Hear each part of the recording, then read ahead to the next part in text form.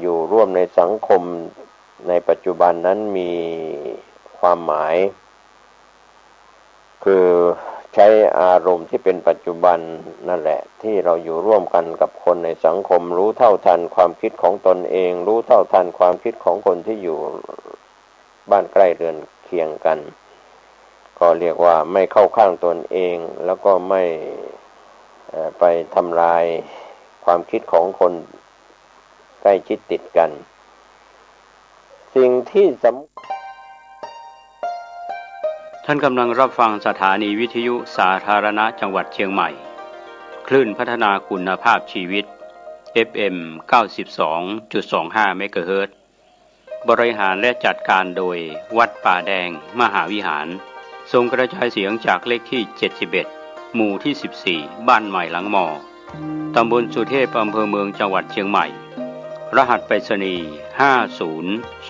50200หมายเลขโทรศัพท์0818815690 0520000636-7พี่น้องศรัทธา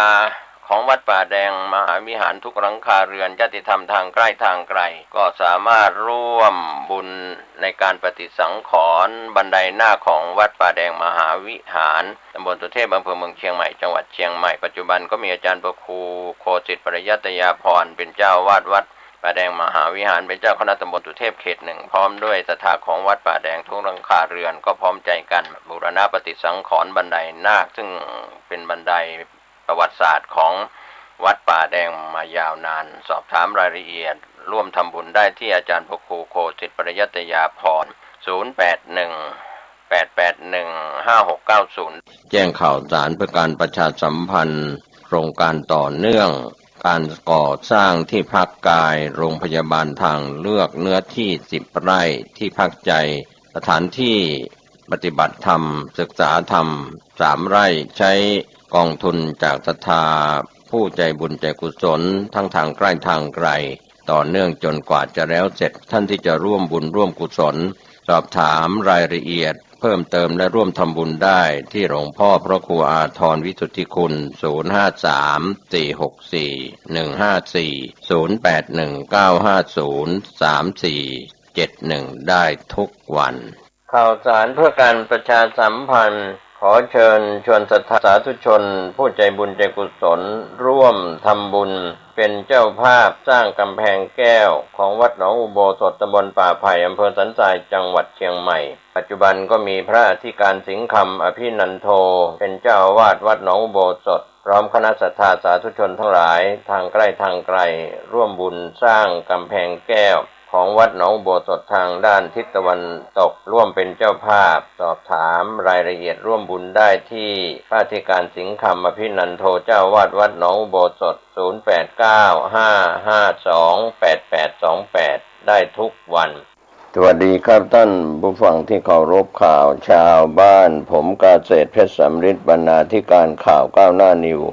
กับการรายงานข่าวของพี่น้องสื่อมวลชนทุกแขนงสาขาจากส่วนกลางแล้วก็ภูมิภาครายงานข่าวเป็นข่าวเด่นข่าวดังในรอบวันเหตุการณ์ต่างๆที่เกิดขึ้นท่านรับชมรับฟังภาคปกติแล้วก็ออนไลน์ด้วยความขอบคุณผ่านเว็บไซต์ www.gawnahnew.com และในช่องทางต่างๆนะครับด้วยความขอบคุณธรรมะก่อนข่าววันนี้ก็เป็นส่วนหนึ่งนะครับที่เราหลายคนหลายท่านจะต้องออกมารับความเป็นจริงเมื่อเราพูดจริงทำในสิ่งที่ดีแล้วก็คิดดีจริงๆในสิ่งที่ดีก็ไม่ควรจะเป็นความผิดซึ่งในพระราชกำหนดในกฎหมายอะไรต่างๆซึ่งออกมาบังคับใช้ในพรบคอมพิวเตอร์นั้นอาจจะสวนทางกับเรื่องราวที่เป็น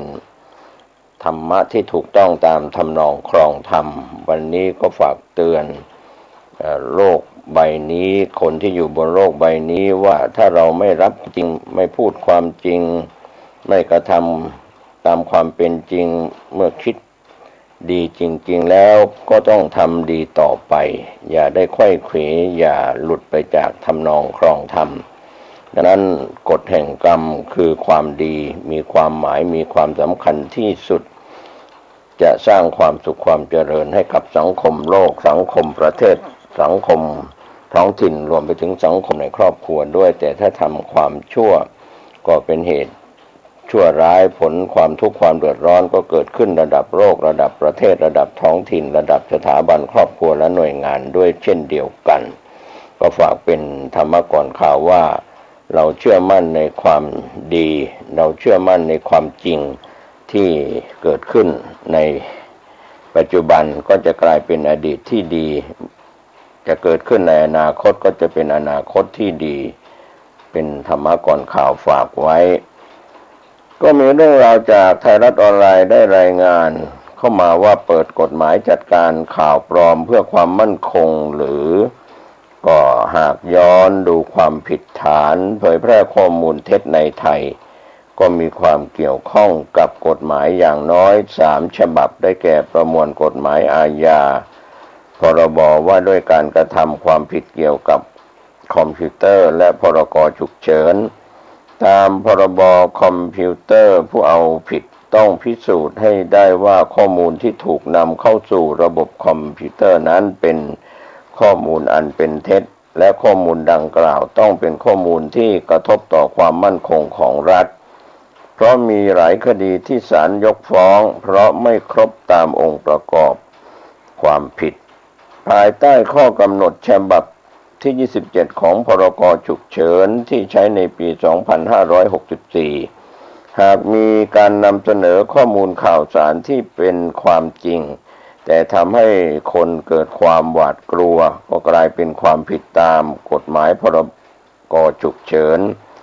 คำว่าข่าวปลอมก็คือปัจจัยสำคัญที่ทำให้รัฐอยากเข้ามาควบคุมข้อมูลข่าวสารเพื่อป้องกันความวุ่นวายที่มาจากความวิตกกังวลในหมู่ประชาชนโดยเฉพาะในยามที่ประเทศต้องเผชิญกับโรคระบาดที่ยังรับมือไม่ได้ซึ่งแต่ละประเทศก็มีมาตรการแตกต่างกันออกไปประเทศไทยนั้นมีการบังคับใช้มาตรการทางกฎหมายอย่างเข้มข้นแต่มาตรการดังกล่าวกลับถูกตั้งข้อสังเกตว่ารัฐกำลังใช้ข่าวปลอมเป็นข้ออ้างในการกำจัดเสรีภาพในการแสดงออกของประชาชนหรือไม่ทั้งนี้ก็ขอย้อนดูความผิดฐานเผยแพร่ข้อมูลเท็จจะพบว่ามีความเกี่ยวข้องกับกฎหมายอย่างน้อย3ฉบับได้แก่ประมวลกฎหมายอาญาพระราชบัญญัติว่าด้วยการกระทำความผิดเกี่ยวกับคอมพิวเตอร์และล่าสุดก็คือพระราชกำหนดการบริหารราชการในสถานการณ์ฉุกเฉินซึ่งกฎหมายแต่ละฉบับก็มีบริบทที่ใช้แตกต่างกันออกไปดังนี้ 1. ประมวลกฎหมายอาญาความผิดฐานหมิ่นประมาทตามประมวลกฎหมายอาญามาตรา326กับมาตรา328บัญญัติว่ามาตรา326ผู้ใดใส่ความผู้อื่นต่อบุคคลที่3โดยประการที่น่าจะทำให้ผู้อื่นนั้นเสียชื่อเสียงถูกดูหมิ่นหรือถูกเกลียดชังผู้นั้นกระทำความผิดฐานหมิ่นประมาทต้องระวังโทษจำคุกไม่เกิน1 ปีหรือปรับไม่เกิน 20,000 บาทหรือทั้งจำทั้งปรับมาตรา328ถ้าความผิดฐานหมิ่นประมาทได้กระทำโดยการโฆษณาด้วยเอกสารภาพวาดภาพระบายสีภาพยนตร์ภาพหรือตัวอักษรที่ทำให้ปรากฏไม่ว่าด้วยวิธีใดๆแผ่นเสียงหรือสิ่งบันทึกเสียงบันทึกภาพหรือบันทึกอักษรกระทำโดยการกระทำกระจายเสียงหรือการกระจายภาพหรือโดยกระทำการเป่าประกาศด้วยวิธีอื่นผู้กระทำต้องระวังโทษจำคุกไม่เกิน2 ปีและปรับไม่เกิน 200,000 บาทจากทั้ง2มาตราจะเห็นว่ากฎหมายมุ่งเอาผิดกับการกระทำที่มีลักษณะเป็นการใส่ความบุคคลอื่นต่อบุคคลที่3ไม่ว่าจะทำด้วยวิธีการใดก็ตามเพื่อให้บุคคลนั้นเสียชื่อเสียงถูกดูหมิ่นหรือถูกเกลียดชังดังนั้นกฎหมายดังกล่าวจึงกลายเป็นหนึ่งในเครื่องมือที่รัฐใช้เพื่อรับมือการแสดงความคิดเห็นหรือการแสดงออกที่เป็นการใส่ร้าย ใส่ความต่างๆโดยอ้างว่าสิ่งเหล่านี้คือข่าวปลอมแต่ทั้งนี้เพื่อป้องกันไม่ให้มีการกล่าวหาว่ามีการใส่ความกันอย่างกว้างขวางในประมวลกฎหมายอาญามาตรา 329 และ 330 จึงสร้างหลักในการคุ้มครองไว้ว่าหากการแสดงความคิดเห็นนั้นเป็นการติชมด้วยความเป็นธรรมหรือการวิพากษ์วิจารณ์โดยสุจริตให้ผู้ที่ถูกกล่าวหาว่ากระทำการหมิ่นประมาทไม่ต้องรับผิดหรือไม่เป็นความผิดยกตัวอย่างคดีบริษัทอัคราเจ้าของเหมืองทองคำที่ยื่นฟ้องสมรักหุตานุวัฒน์และสมิทธิ์ตุงคาสมิทธิ์ในข้อหาหมิ่นประมาทและพรบคอมพิวเตอร์จากการแชร์ข้อความในเฟซบุ๊กส่วนตัวคดีนี้ศาลมีคำสั่งให้ยกฟ้องโดยศาลเห็นว่าจำเลยไม่ได้มีเจตนาทำให้โจทก์ได้รับการดูหมิ่นหรือเกลียดชังเป็นการติชมด้วยความเป็นธรรมตามวิจัยของประชาชนพึงกระทำดังนั้นการกระทำของจำเลยทั้งสองจึงไม่มีความผิดฐานหมิ่นประมาทพิพากษายกฟ้อง 2. พรบคอมพิวเตอร์ความผิดฐานนำเข้าข้อมูลอันเป็นเท็จสำหรับพรบคอมพิวเตอร์ได้กำหนดความผิดฐานนำเข้าข้อมูลอันเป็นเท็จดังนี้มาตรา 14 ผู้ใดกระทำความผิดที่ระบุไว้ดังต่อไปนี้ต้องระวังโทษจำคุกไม่เกิน5 ปีหรือปรับไม่เกิน100,000 บาทหรือทั้งจำทั้งปรับวงเล็บ1โดยสุจริตหรือโดยหลอกลวงนำเข้าสู่ระบบคอมพิวเตอร์ซึ่งข้อมูลคอมพิวเตอร์ที่บิดเบือนหรือปลอมไม่ว่าทั้งหมดหรือบางส่วนหรือข้อมูลคอมพิวเตอร์อันเป็นเท็จโดยประการที่น่าจะเกิดความเสียหายแก่ประชาชนอันมิใช่การกระทำความผิดฐานหมิ่นประมาทตามประมวลกฎหมายอาญาวงเล็บ2นำเข้าสู่ระบบคอมพิวเตอร์ซึ่งข้อมูลคอมพิวเตอร์อันเป็นเท็จโดยประการที่น่าจะเกิดความเสียหายต่อการรักษาความมั่นคงปลอดภัยของประเทศความปลอดภัยสาธารณะความมั่นคงในทางเศรษฐกิจของประเทศหรือโครงสร้างพื้นฐานอันเป็นประโยชน์สาธารณะของประเทศหรือก่อให้เกิดความตื่นตระหนกแก่ประชาชนวงเล็บ3นำเข้าสู่ระบบคอมพิวเตอร์ซึ่งข้อมูลคอมพิวเตอร์ใดๆอันเป็นความผิดเกี่ยวกับความมั่นคงแห่งราชอาณาจักรหรือความผิดเกี่ยวกับการก่อการร้ายตามประมวลกฎหมายอาญาวงเล็บ4นำเข้าสู่ระบบคอมพิวเตอร์ซึ่งข้อมูลคอมพิวเตอร์ใดๆที่มีลักษณะอันลามกและข้อมูลคอมพิวเตอร์นั้นประชาชนทั่วไปอาจเข้าถึงได้วงเล็บ5เผยแพร่หรือส่งต่อซึ่งข้อมูลคอมพิวเตอร์โดยรู้อยู่แล้วว่าเป็นข้อมูลคอมพิวเตอร์ตามวงเล็บ1วงเล็บ2วงเล็บ3และหรือวงเล็บ4ถ้าการกระทำความผิดตามวรรค1วงเล็บ1มิได้กระทำต่อประชาชนแต่เป็นการกระทำต่อบุคคลใดบุคคลหนึ่งผู้กระทำผู้เผยแพร่หรือส่งต่อซึ่งข้อมูลคอมพิวเตอร์ดังกล่าวต้องระวังโทษจำคุกไม่เกิน3 ปีหรือปรับไม่เกิน 60,000 บาทหรือทั้งจำทั้งปรับและให้เป็นความผิดอันยอมความได้จากบทบัญญัติข้างต้นมาตราที่เกี่ยวข้องกับการรับมือข่าวปลอมมากที่สุดก็คือพรบคอมพิวเตอร์มาตรา 14 วงเล็บ 2โดยมาตรานี้กำหนดให้การนำเข้าข้อมูลอันเป็นเท็จเข้าสู่ระบบคอมพิวเตอร์และการนำเข้าข้อมูลนั้นทำให้ประชาชนเกิดความหวาดกลัวตื่นตระหนกตกใจหรือสร้างความเสียหายที่กระทำต่อความมั่นคงของรัฐเป็นความผิดซึ่งที่ผ่านมาข้อหานี้ถูกนำมาใช้กับการแสดงความคิดเห็นในโลกออนไลน์โดยเฉพาะการแสดงออกที่รัฐเห็นว่าเป็นการโจมตีหรือทำให้ภาครัฐเสียหายทั้งนี้แม้พรบคอมพิวเตอร์จะไม่มีบทบัญญัติให้การคุ้มครองเรื่องการแสดงออกสุจริตแต่การจะเอาผิดตามกฎหมายนี้ได้ผู้เอาผิดต้องพิสูจน์ให้ได้ว่าข้อมูลที่ถูกนำเข้าสู่ระบบคอมพิวเตอร์นั้น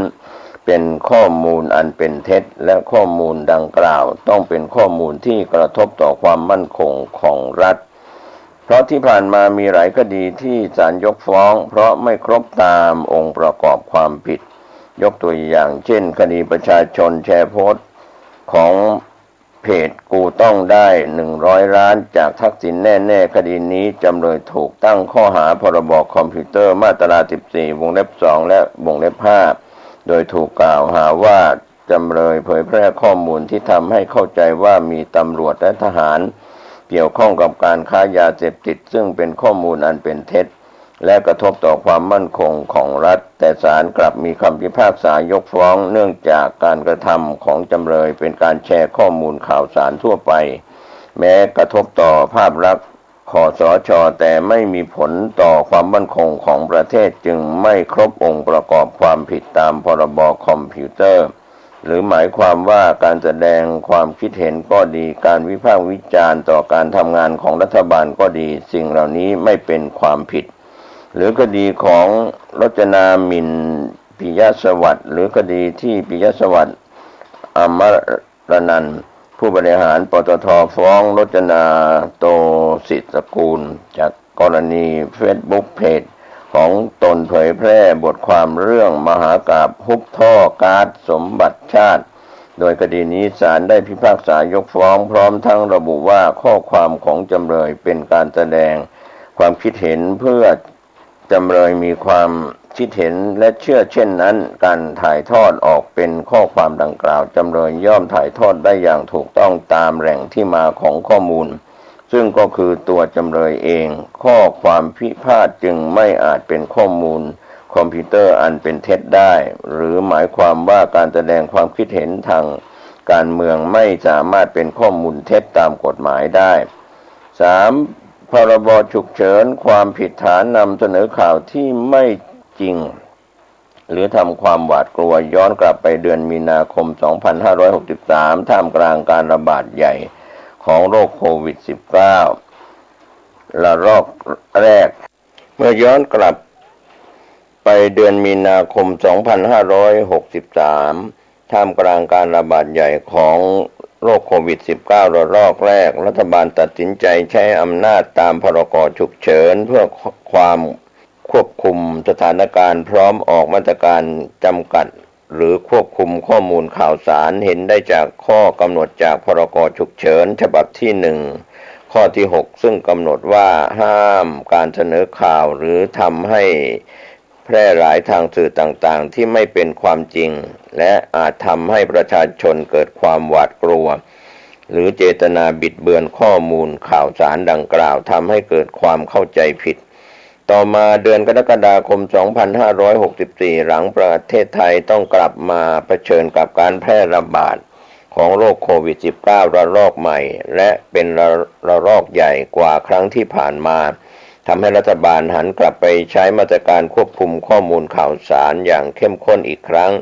ดังที่ปรากฏในข้อกำหนดตามพรกฉุกเฉินฉบับที่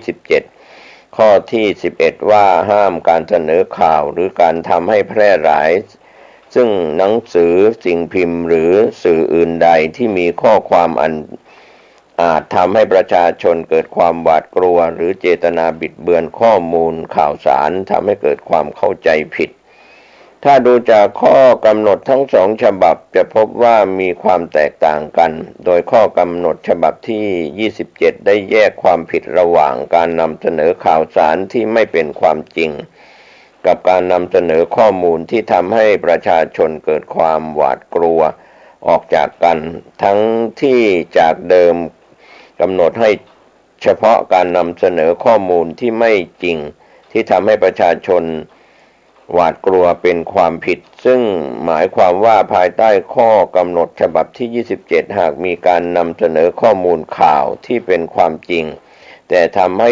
คนเกิดความหวาดกลัวก็กลายเป็นความผิดตามกฎหมายพรกฉุกเฉินที่มีโทษจำคุกไม่เกิน2 ปีปรับไม่เกิน 40,000 บาทนอกจากการใช้มาตรการทางกฎหมายเพื่อดำเนินคดีแล้วภายใต้ข้อกำหนดตามพรกฉุกเฉินฉบับที่ 29 ข้อที่ 2 ยังขยาย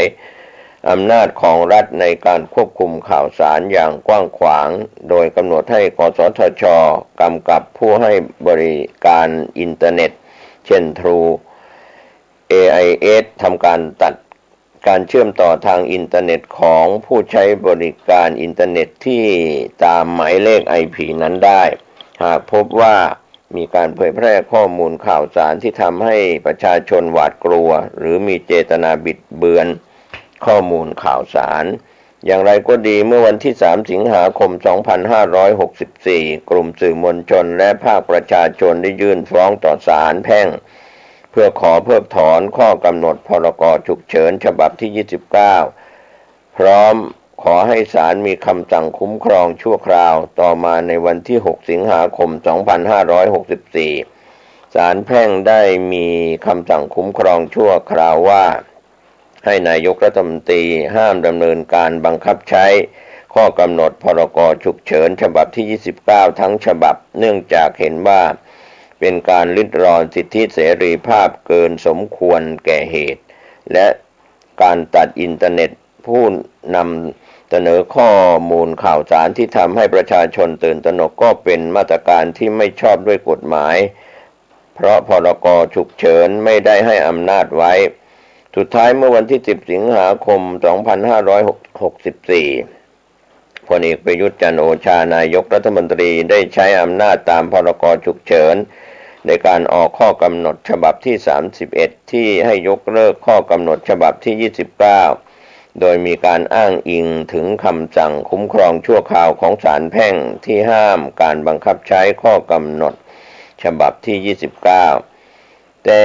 ทั้งจากคำสั่งของศาลและข้อกำหนดฉบับที่ 31 ยังไม่ชัดเจนว่าสถานะของพรกฉุกเฉินฉบับที่ 27 ที่ครอบคลุมถึงการเอาผิดกับการนำเสนอข่าวที่ทำให้ประชาชนหวาดกลัววงเล็บแม้เป็นความจริงนั้นจะเป็นอย่างไรรัฐยังมีอำนาจในการดำเนินคดีได้อยู่หรือไม่รัฐกำลังอ้างข่าวปลอมเพื่อจำกัดการแสดงออกทางการเมืองจากข้อมูลที่ชัยวุฒนาคมานุสรณ์รัฐมนตรีว่าการกระทรวงดิจิทัลเพื่อเศรษฐกิจและสังคมแถลงเมื่อวันที่ 29 กรกฎาคม 2564 ระบุว่าในช่วงเดือนมิถุนายนถึงกรกฎาคม 2564 ศูนย์ปราบปรามอาชญากรรมทางเทคโนโลยีสารสนเทศสปอสตรหรือ PCT และกองบัญชาการตำรวจสืบสวนสอบสวนอาชญากรรมทางเทคโนโลยีบช.สอท.ได้ดำเนินการตรวจสอบการกระทำความผิดและดำเนินคดีที่เกี่ยวกับการเสนอข่าวอันไม่เป็นความจริงตามพรบคอมพิวเตอร์และพรกฉุกเฉินจำนวนทั้งสิ้น 35 URL โดยไม่มีการเปิดเผยรายละเอียดอย่างไรก็ดีจากบรรดาคดีที่กระทรวงดิจิทัลเป็นผู้ดำเนินการพบว่ามีบางคดีที่รัฐกำลังเข้าไปจำกัดการแสดงความคิดเห็นทางการเมืองหรือการวิพากษ์วิจารณ์รัฐบาลโดยอ้างเรื่องข่าวปลอมยกตัวอย่างเช่นกรณีธนาธรจึงรุ่งเรืองกิจประธานคณะก้าวหน้าทำการถ่ายทอดสดผ่านทางเพจคณะก้าวหน้าเพื่อวิพากษ์วิจารณ์เรื่องการทำสัญญาผลิตวัคซีนระหว่างบริษัทแอสตราเซเนกากับสยามไบโอไซเอนซ์แต่กลับถูกตัวแทนรัฐมนตรีดิจิทัลเข้าแจ้งความดำเนินคดีตามพรบคอมพิวเตอร์และประมวลกฎหมายอาญามาตรา 112 อีกทั้งยังยื่นคำร้องขอให้ศาลสั่งระงับการเผยแพร่คลิปดังกล่าวแต่ในท้ายที่สุดศาลก็ยกคำร้องเพราะเนื้อหาไม่ได้กระทบต่อความมั่นคงอย่างที่ถูกกล่าวหาแต่คดียังคงดำเนินต่อไปนอกจากนี้รัฐบาลยังมีกลไกที่เรียกว่าคณะกรรมการตรวจสอบและดำเนินคดีแก่ผู้เผยแพร่ข้อมูลเผยแพร่ข้อความอันเป็นเท็จเกี่ยวกับการปฏิบัติหน้าที่ของนายกรัฐมนตรีและคณะรัฐมนตรีผ่านโซเชียลเน็ตเวิร์กคตส.ซึ่งจัดตั้งมาตามคำสั่งของนายกรัฐมนตรีที่ 32/2563 ยังทำให้ผู้ที่ออก มาแสดงความคิดเห็นทางการเมืองหรือแสดงความไม่พอใจต่อรัฐบาลต้องถูกดำเนินคดีอย่างน้อย23คดีข้อมูลจากศูนย์ทนายความเพื่อสิทธิมนุษยชนโดยมีคดีที่ปรากฏตามหน้าสื่ออย่างเช่นคดีของฮาร์ทสุทธิพงษ์ทัศน์พิทักษ์กุลนักร้องจากการโพสต์ข้อความบนเฟซบุ๊กวิพากษ์การจัดหาวัคซีนโควิด -19 โดยมีคำว่าเจ้านายในโพสต์ในคดีประมวลกฎหมายอาญามาตรา112และพรบคอมพิวเตอร์คดีของจอห์นวินยูวงศ์สุรวัตรนักจัดรายการวิพากษ์การเมืองชื่อดังจากการทวิตข้อความ2ข้อหาในเดือนธันวาคม2563และเดือนเมษายน2564ในข้อหาดูหมิ่นเจ้าพนักงานและหมิ่นประมาทด้วยการโฆษณาทางเลือกแทนกฎหมายรับมือข่าวปลอมด้วยข้อเท็จจริงจากแถลงการของนักวิชาการด้านสื่อสารมวลชนและคนในแวดวงสื่อมวลชนที่ออกมาคัดค้านมาตรการทางกฎหมายที่รัฐอ้างว่าใช้รับมือกับข่าวปลอมอาทิข้อกำหนดพรกฉุกเฉินฉบับที่29จะพบว่าการรับมือข่าวปลอมไม่ได้มีแค่การบังคับใช้มาตรการทางกฎหมายกลุ่มสื่อมวลชนได้เสนอให้รัฐแก้ปัญหาข่าวปลอมด้วยการชี้แจงข้อมูลข่าวสารโดยเสนอว่าแทนที่รัฐบาลจะเสียทรัพยากรในการดำเนินคดีกับผู้ใช้สื่อออนไลน์ควรจะเปลี่ยนไปใช้แนวทางการให้ความรู้ในการตรวจสอบข้อเท็จจริงหรือการสร้างวัฒนธรรมความรู้เท่าทันสื่อและข่าวสารดิจิทัลอีกทั้งยังอาจใช้วิธีการรณรงค์ไม่ให้มีผู้ลงโฆษณาสนับสนุนทางการเงินเพื่อตัดเส้นทางรายได้ของสื่อหรือผู้ให้บริการเนื้อหาออนไลน์ที่ขาดจริยธรรมและนำเสนอเนื้อหาปลอมเป็นเท็จบิดเบือนมากกว่าการใช้กฎหมายเป็นเครื่องมือในการดำเนินคดีอาญาแก่ประชาชนครับก็เป็นเรื่องราวที่ไทยรัฐออนไลน์ได้นำเรื่องราวเหล่านี้มานำเสนอต่อท่านผู้ชมท่านผู้ฟังผ่านช่องทางต่างๆนะครับก็โปรดใช้วิจารณญาณในการรับข้อมูลข่าวสารวันนี้นะครับก็นำเสนอเรื่องราวที่โปรยหัวว่าเปิดกฎหมายจัดการข่าวปลอมเพื่อความมั่นคงหรือไม่อย่างไรก็เป็นข้อมูลที่นำมาเสนอให้ท่านได้คิดได้พิจารณาเป็นข้อมูลข่าวสารวันนี้ข่าวชาวบ้านผมเกษตรเพชรสำริดบรรณาธิการข่าวก้าวหน้านิวขอบคุณในส่วนของไทยรัฐออนไลน์และขอบคุณในท่านผู้ชมท่านผู้ฟังซึ่งรับชมรับฟังผ่านข้อมูลช่องทางต่างๆของข่าวสารด้วยความขอบคุณท่านได้ใช้วิจารณญาณในการรับข้อมูลข่าวสารที่ก่อเกิดประโยชน์หวังว่าข้อมูลเหล่านี้จะนำประโยชน์ต่อท่านภาคประชาชนและท่านที่รับข้อมูลข่าวสารโดยทั่วไปทุกรูปทุกนามสวัสดีครับแห่งธรรมะโดยตัวเจ้าวัดหนองตองหางดงจังหวัดเชียงใหม่ก็มาพบมาปะกับพ่อแม่พี่น้องศรัทธาญาติโยมท่านผู้ฟังทั้งหลายอีกเช่นเคยมาปะกันเป็นประจำทุกวันในเวลาเดียวกันนี้และณทางสถานีวิทยุแห่งนี้เอาละโยมต่อไปเอาก็มาร่วมจิตร่วมใจทำสิ่งที่ดีๆไหว้พระสวดมนต์ดังที่เราเคยปฏิบัติกันมาตัวเจ้าก็หวังว่าญาติโยมก็คงจะเตรียมพร้อมเมื่อพร้อมก็ตั้งใจว่าด้วยกันอะระหังสัมมาสัมพุทโธภควาพุทธังภวันตังอภิวาเทมิ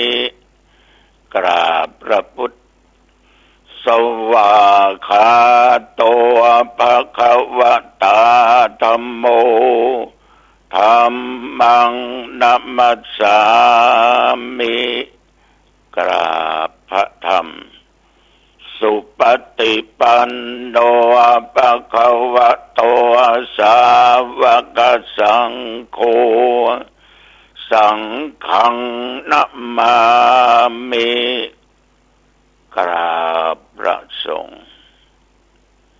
ต่อไปกล่าวกรรมนมัสการพร้อมกันนะโมตัสสะภะคะวะโตอะระหะโตสัมมาสัมพุทธัสสะนะโมตัสสะภะคะวะโตอะระหะโตสัมมาสัมพุทธัสสะนะโมตัสสะภะคะวะโตอะระหะโตสัมมาสัมพุทธัสสะพุทธังสรณังคัจฉามิธัมมังสรณังคัจฉามิสังฆังสรณังคัจฉามิทุติยัมปิพุทธังสรณังคัจฉามิทุติยัมปิธัมมังสรณังคัจฉามิทุติยัมปิสังฆังสรณังคัจฉามิตติยัมปิพุทธังสรณังคัจฉามิตติยัมปิธัมมังสรณังคัจฉามิตติยัมปิสังฆังสรณังคัจฉามิทำจิตใจให้สบายโดยที่บักเก็บเอาอารมณ์ที่ขุ่นมัวที่ทำจิตใจขุ่นมัวนั้นมาไว้ในจิตในใจเวลาไหนก็ตามที่ญาติโยมเอาอารมณ์ที่ประสบอารมณ์คือเป็นอารมณ์ที่ไม่ชอบเอามาคิดเอามานึกหาอยู่ตลอดยิ่งนึกยิ่งคิดนักเท่าใดก็ทุกข์ใจเท่าอันไม่ต้องเอาอารมณ์ที่เสียมาคิดนึกพี่น้องญาติโยมแต่ว่านี้ที่ผ่านมาเที่ยวหนองตองกรมอุตุเพิ่นประกาศว่ามีฝนตกเล็กน้อยแต่ก็ครึ้มฟ้าครึ้มฝนดูเหมือนว่ามันจะหล่นมันจะล่วงมันจะตกลงมาเหมือนกันน้อยเดียวเหตุแต่ตัวเจ้าออกไปที่สถานศึกษาธรรมปฏิบัติธรรมไปดูศาลาแป่งแต้นแก้วขาไปนั้นออกไปนั้นไม่เป็นไรแดดจะแลแต่ขากลับมา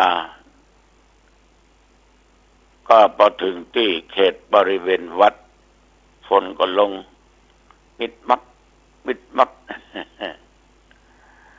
ก็มอกจะทำให้คนเฮาเนี่ยญาติโยมรำคาญกันแต่ตัวเจ้าก็ถือว่าเกิดความรำคาญนึกว่าฝนหาแก้วไอ้เด้อ มันตกลงมาบ้านพ่อแม่พี่น้องญาติโยมก็คงจะมีแต่ว่านี่พอออกไม่ออกเป็นมาจากอำเภอสันทรายกับอำเภอแม่ริมได้มาเยี่ยมได้มาใจก็ได้เอาน้ำตลอดจนสิ่งของมาถวายก็มาด้วยความปลอดภัยก็มาภายในครอบครัวมีลูกมีหลานมีแม่อุ้ยเนาะเป็นมาด้วยกันตะวานี่ แม่อุ้ยก็อายุ81ละมันขึ้นมาชื่อแม่อุ้ยบัวผันแก้วคำดีนะเนาะแล้วก็มีพ่อกำนันก่อนวิชัยยุทธแก้วคำดีพร้อมกับลูกกับ4ภรรยาของเพิ่นพี่น้องญาติโยมทั้งหลายมาก็ได้ได้จากันเรื่องเจ็บไข้ได้ป่วยเรื่องการเผยแผ่ธรรมอันนี้ก็ต้องขออนุโมทนาขอบใจเพราะมามาจาเรื่องศีลเรื่องธรรมอย่างใดก็ตามญาติโยมก็มีอีกท่านหนึ่งเข้ามาอันนี้มาเกือบเป็นประจำแต่ว่าระยะนี้ห่างไปเกือบเดือนหันเตี้ยวเข้ามาเมาเหล้าให้เราโซซัดโซเซขึ้นขั้นใดที่หน้าสำนักงานเจ้าคณะอำเภอทีนี้บังเอิญนั่นน่ะประตูนั้นจะมาปิดเป็นกระจกเนาะเพิ่งมาส่องพ่อปัจจเนี้ยใหญ่ไปก็เมากระจ้างแต่บัดต้อยโหยยืนเยอะยืนเป็นระเบียบเรียบร้อยก็เกิดความสงสารขึ้นว่ามันมาเนี่ยต้องการสตังค์อย่างเดียวเกิดความเอ็นดูว่าอยากจะไปขัดเจตนาของเพิ่นก็บอกว่าลูกเนนไปเปิดประตูอ้ายเขาไปเนนก็บอกว่าคนเก่าเนาะตัวหลวงที่มันเคยมานั่นเนาะเปิดประตูเปิดประตูเปิ้นก็บักกล้าเข้าเฮ้ยยืนอยู่ที่ประตูแต่ว่ายังบ่เข้ามาเดี๋ยวนี้เปิ้นมืออยู่ใกล้กันตัวหลงเพราะโควิดมันอันตราย มันก็ใส่หน้ากากนะแต่มาก็นั่งห่างไม่เป็น10 เมตรนะก็เลยเอาสตังค์20 บาทเน้นไปฮื้อมันบ้าขอบใจเน้อดูลุงได้รับแล้วมันก็ไปคนขี้เหล้าขี้เมานี่มันยังหูอย่างหูจักขอบหูจักเขตหูจักโรคภัยไข้เจ็บมันประมาทโอ้ยมันประมาทอันก็ใส่หน้ากากนะมันก็กลัวมา8ตัวเจ้าอย่างของมันเนาะอันนี้ด้วยเหตุการณ์อย่างอี้ก็มีเมตตาธรรมต่อเขาไปทั้งที่หู20 บาทก็มากินเหล้าก็กินข้าวแล้วนะ เมื่อเอาฮื้อไปแล้วเขาก็สบายจิตสบายใจก็จะไปคิดว่าไปสนับสนุนเขาเนี่ยอย่างเขาก็มีตีนมีมือมีหูมีตาญาติโยมเฮ้ยเข้าใจกรรมเขาอย่างมาตลอดเป็นมาหูกี่ปีเป็น10 ปีก็ยังนะแต่ว่าไปงานนั้นงานนี้ก็ยังหันเขาไปช่วยบรรอยู่อย่างงานศพเนี่ยแล้วก็บางทีก็ลงเป็นอปพร ช่วยบกรถบกหยังไอ้นี้มันเมากันในวันนี้นะถามเขาก็ว่ามันก็เมาแต่มันก็ยังหูอยู่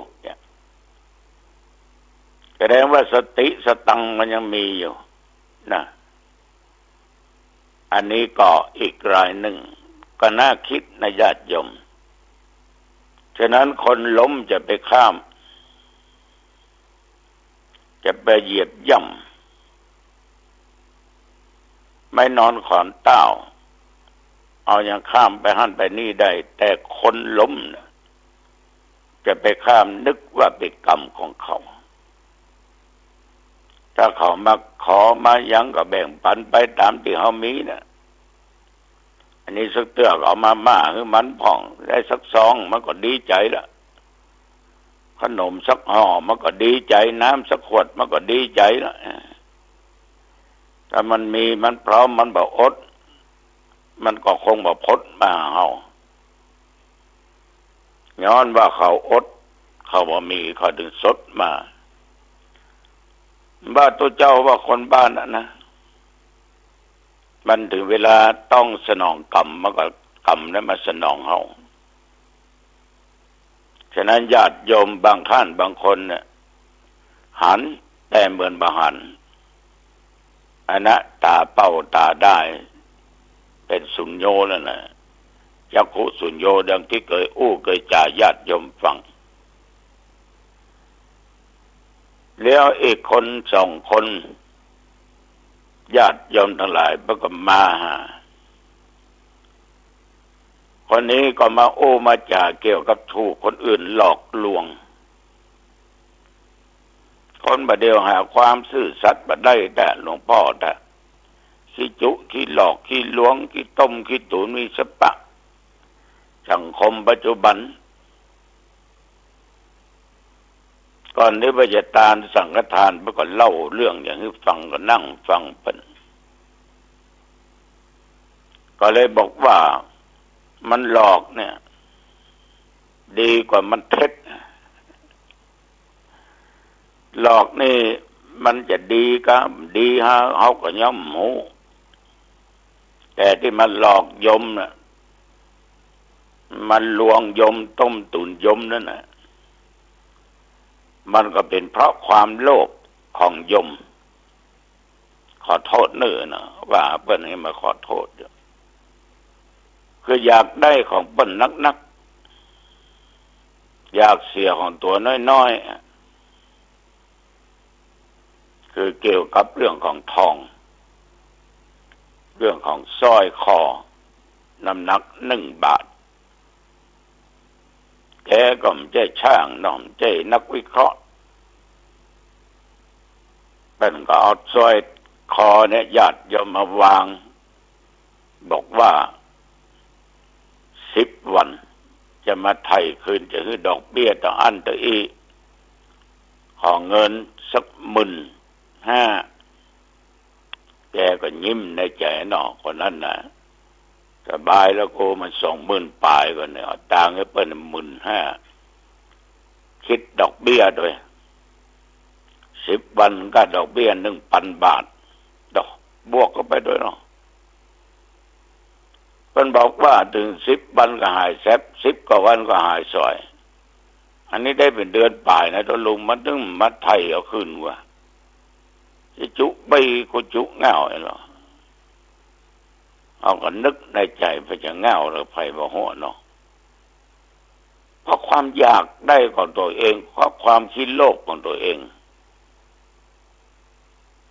เปิ้นถึงว่าโลภมากกว่าลาภหายญาติโยมทั้งหลายเฮาก็ถามว่าถ้าโยมบ่ฮู้กะมันเป็นของจริงก็ไม่จริงทองนั่นน่ะมันไปแจ้ของแท้ว่าไหนตุลุงถ้าว่ามันซื้อนี่ก็คือเปิ้นไปพอที่ร้านทองเปิ้นว่ามันแจ้ของแท้เพื่อเอาขิงน้ำปิงเปล่าแห้งฉะนั้นจะมาว่ามันต้องโทษภัยโทษตัวเก่านะกิเลสนักโลภนักหันราคาหันก้ามันนี้ก็ดอกเบี้ยมันต้องปันอะไรมันจะฮื้อ10 วันปัน15,000มันจะฮื้อก็ดอกเบี้ยมันปันละตกวันละ100เนาะมันตก10 กว่าบาทก็ลูกไม่ยังมาถึงเดือนนะก็นึกในใจน็อกหักไว้ปันเปิ้นแต่ก็14,000สบายละ10 วันมันมาไทยเอามันก็จะต้องเอาตามน้ำหนักของทอง หนึ่งบาทเนี่ยตก20,000ปลายเปิ้นเอาไว้ก็สาธุขอมันมีตังมาไทยได้เนาะมันให้ขึ้นเนาะ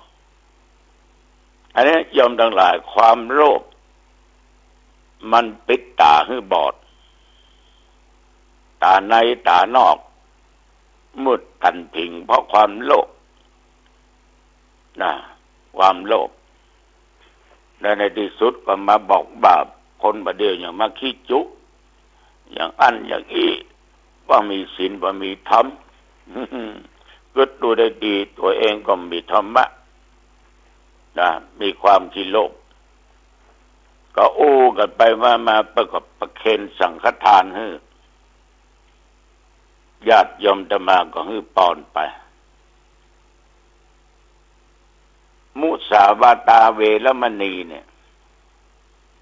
สินข้อเนี้ยญาติโยมเอาเป็นเจ้าพุทธเอาก็หูเอาก็ฮับกันมาอยู่ตลอดซึ่งเพื่อก็แปลตามตัวหนังสือว่าเจตนาเครื่องงดเว้น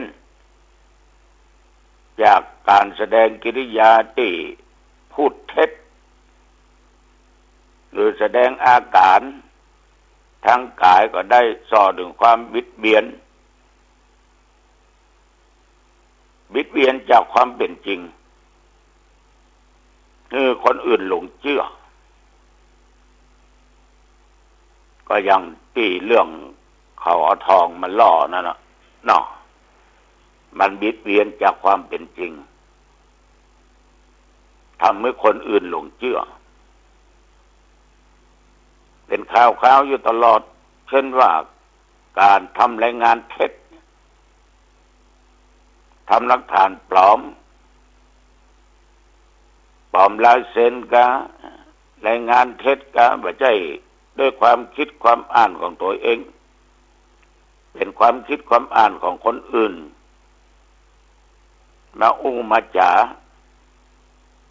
บางทีนั่นน่ะมันแบบเป็นความเป็นจริงแต่ไม่รายงานเท็จอย่างลูกกาอย่างกาทุกสิ่งทุกอย่างเนี่ยมันต้องมีสเปะอันขอยืมสตางค์สักปันหน่อย2 วัน 3 วันอย่ามาฮื้อ3 วันอย่ามาฮื้ออู้เหตุอู้ผลอย่างอันอย่างนี้จนว่าหัวตุบหัวลู่ด้วยเข้าไปในที่สุดก็ตกลงไปก็หายเซ็บหมู่นี้ญาติโยมมันก็หากินอย่างเงี้ยบางครั้งก็ทำหลักฐานปลอมบางทีก็หมู่มันมีมันจะต้มอยู่ตัวนั้นก็ทำศีรษะหรือหัวเนี่ยปฏิเสธทั้งที่รู้ว่ามันเป็นจริงแต่มันก็แสดงอาการปฏิเสธญาติโยมถ้าไปตกอยู่ในวงหมู่นี้นี่ลำบากของบาจริงเนี่ยเขาว่าเป็นของจริงได้เพราะเขาซุ่มหัวกันไงเล่า